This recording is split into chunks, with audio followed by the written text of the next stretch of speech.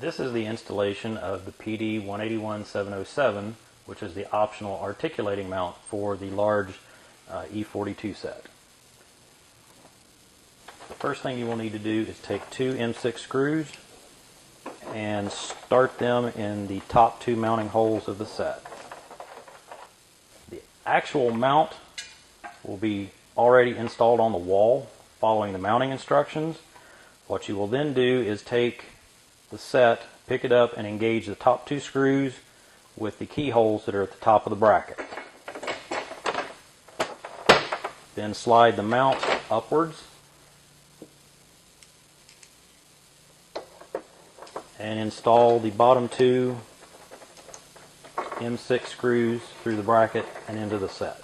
At this point, you will go ahead and tighten all four of the fasteners, taking care not to over tighten and strip them out or break anything in the process.